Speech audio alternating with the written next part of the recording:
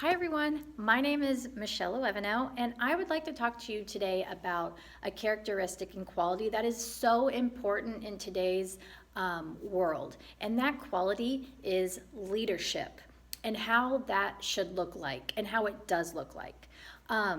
So I want to specifically focus about leadership and how it looks like in athletics today. The three questions I want to ask you regarding this topic is first, what is leadership? The second question that I want to ask you is, what does bad and good leadership look like? We all have our different opinions on that, maybe with even our personal experiences, but there is a big difference between bad leadership and good leadership that I want to focus on. And then the last question that I want to talk about is what differentiates a good leader from a great leader and someone who could have really good leader, not just good leadership, but really great leadership. So let's first talk about what is leadership. What's the definition of leadership? The definition of leadership is the action of leading a group of people or an organization. So if you are in this role, you have all these people looking towards you, and they are looking at you on how you're going to carry yourself and how you're going to act, and they want to model you or may even model you. So when you're in a leadership role, if you're a good leader, that's great because they will learn, the athletes under you will learn good qualities and how to be, and how to act. If you're a bad leader, now you're not teaching those athletes under you really good qualities at all. So let's talk about bad leadership versus good leadership. In my opinion, focusing first on bad leadership, I had a horrible experience in high school. My basketball coach would definitely be an example of bad leadership. And I was the point guard, and he would just yell at me all the time, make me cry, verbally talk really rude and aggressively towards me. And thinking back, I am like, how is that even allowed? He was so detrimental to me that now when I'm in my leadership role as a coach and in athletics and when I'm teaching the girls on my team, I do everything opposite of how he taught me, because his example of leadership to me was extremely poor and wrong. I felt trapped. I felt like if I tried to quit, I would lose my chance at a scholarship in the future because at that time in my life, athletics was so important to me.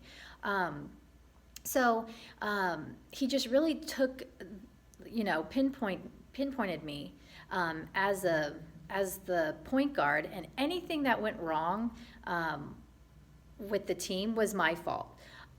It's pretty much how I felt. And I have no respect for people that just take their leadership and just put people down because they can and they're in that role. That is not right. That's unethical. So then what is good leadership? So good leadership is a lot of different things. So I want to talk about three people that I feel like have great leadership and great qualities about them. So John Wooden, Bruce Brown, and Rainer Martins are the three people that I feel like have good leadership. And here's what they say about good leadership. So starting with John Wooden believes that good leaders should inspire others to do good works. I completely 100% agree with him on that. He also thinks that it shouldn't be all about the end results all the time. In athletics, so many coaches get so caught up on the fact of a winning record or doing well every time at a competition. And yes, that's important. That's what we want to do and should strive to do, but that's not the ultimate importance of what we're doing in the big picture. In the big picture, a leader and good leaders need to inspire others, and they need to inspire others to do good things in school, in their athletic program, at home. Moving on then to Bruce Brown. Bruce Brown says that leadership, it should be all about teaching character, teaching life lessons, building lifetime character traits, and understanding, teaching athletes the difference between right and wrong. So his idea is all about teaching morals, teaching values, teaching right, teaching wrong. It's not just about winning with it, which is what Wooden believes as well. And then Rainer Martins says that leadership is all about developing morally and developing a code of ethics. So it seems like all three of these good leaders believe the same thing. And I 100% agree with them that is what leadership should look like. The big idea should be about shaping and forming an individual into someone that has great characteristics, values, ethics, everything like that. But the difference, I believe, from a good leader and a great leader is one specific thing. And that specific thing, and what differentiates a good leader from a great leader, is Jesus Christ. If good leaders would be great leaders if they brought in Jesus Christ. He is the ultimate example of what leadership looks like. He says it in 1 Peter 2:21, and he states that, here I am an example to you. So go and do as I did, and lead in this way to your athletes, to your students who are looking up to you.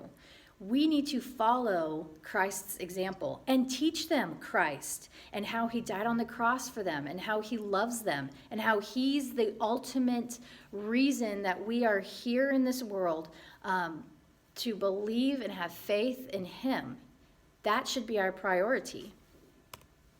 The Bible continues to say in Matthew 5:16 and in Titus 2:7 more about this topic and more about how Christ is our ultimate example and how we need to do good and give God the glory in everything that we do, and put Christ at the center of our teaching and mold our students to have good integrity and dignity. So this looks like a coaching realm of having a Christ-like mindset.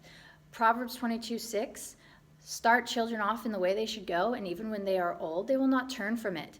That's exactly what we should do for our kids. We should teach them good ethics, good morals, and teach Christ. And then when we're teaching Christ and we're teaching Jesus amongst all of that, it is a recipe for huge, great success that God can then take and use in their life far after our time with them as coaches.